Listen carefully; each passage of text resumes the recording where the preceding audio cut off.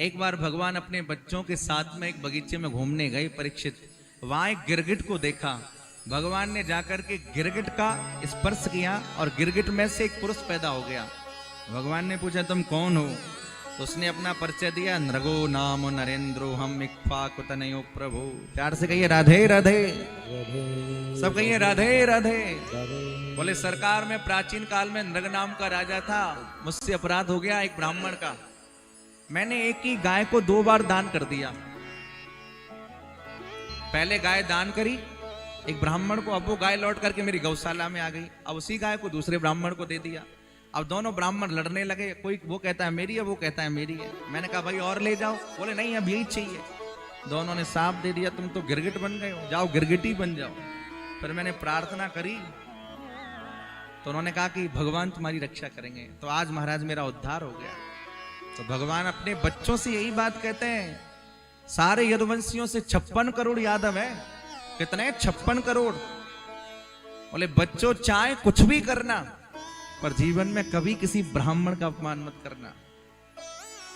भगवान कहते कुलम समूलम दहति ब्रह्म स्वारणि पावक। यदि किसी ब्राह्मण का अपमान कर दिया तो वो केवल तुम्हारा विनाश नहीं करेगा, तुम्हारे सारे कुल का विनाश कर देगा। भगवान कह रहे। इसलिए 60 वर्ष सहस्राणि विष्ठायाम जायते क्रमी। जो ब्राह्मण के धन को खाता है, भगवान कहते हैं उसे 60,000 वर्ष तक, 60 वर्ष सहस्राणि, 60,000 वर्ष तक गंदी नाली का कीट बनना पड़ता है। इसलिए ब्राह्मण की सेवा करना। भगवान ने जिस बात के लिए मना किया, बच्चों ने वही काम किया। विनाश काले विपरीत बुद्धि। जब विनाश काल आता है तो बुद्धि विपरीत दिशा में चलती है, कोई कितना भी समझाओ। और दुनिया में सब समझाने वाले मिलते हैं, समझने वाला कोई नहीं मिलता।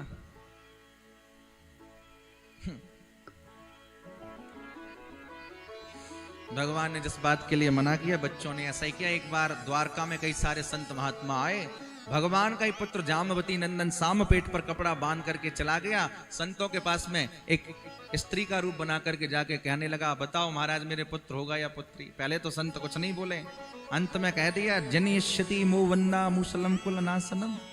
ना तेरे बेटा होगा ना तेरे बेटी, तेरे तो भयंकर लोहे का पिंड पैदा होगा, लोहे का मूसल पैदा होगा जो सारे यदुवंश का संहार कर देगा।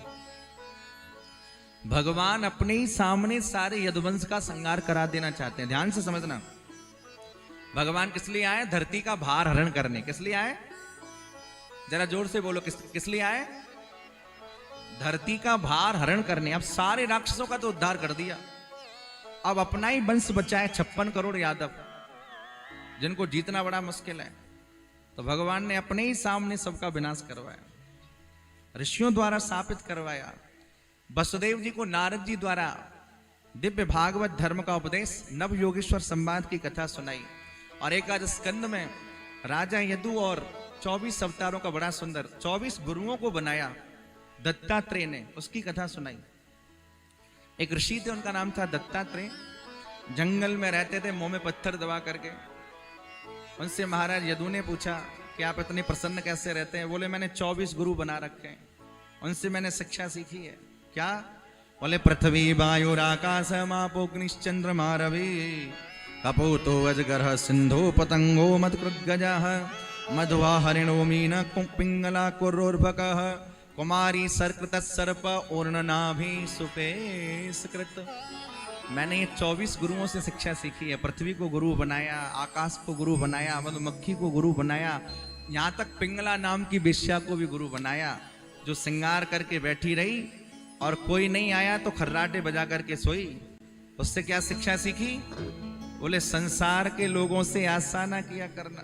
इसलिए आशा एक राम जी से दूजी आशा छोड़ दे, आशा एक राम जी से दूजी आशा छोड़ दे, नाता एक राम जी से दूजा नाता तोड़ दे, नाता एक राम जी से दूजा नाता तोड़ दे, साधु संग राम रंग अंग रमिए, साधु संग राम रंग अंग अंग रमिए, जाई विधि राखे राम ताही विधि रहे, जाई विधि राखे राम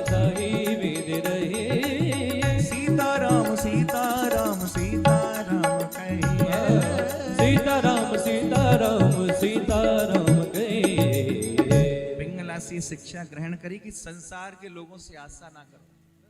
भगवान ने उद्धव को बड़ा सुंदर उपदेश किया एकादश में। प्रभास क्षेत्र में सारे यदुवंशी गए परीक्षित, और वहां जाकर के यदुवंशियों को साप लग गया है, सबको पता चल गया है, सबकी श्री मानो हीन हो गई है। और प्रभास क्षेत्र में जाकर के यदुवंशियों ने क्या किया, बोले अथ ते तदनुज्ञात्वा भुंक्त्वा पीत्वा च वारुणिम। पहले तो ब्राह्मणों को भोजन कराया, फिर दक्षिणा भी दिया।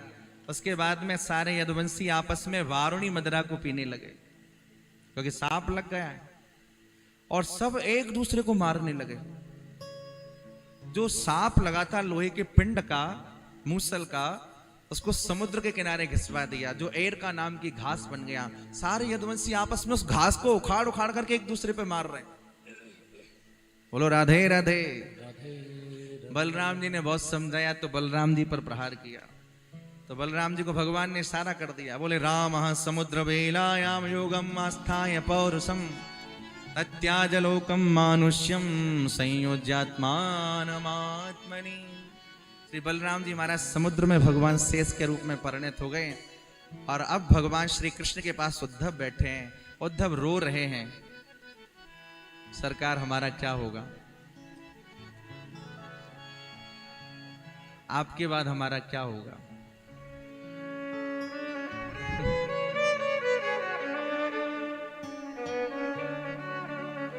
प्रेमी सब कुछ छोड़ सकता है, पर ठाकुर जी का विरह नहीं छोड़ सकता।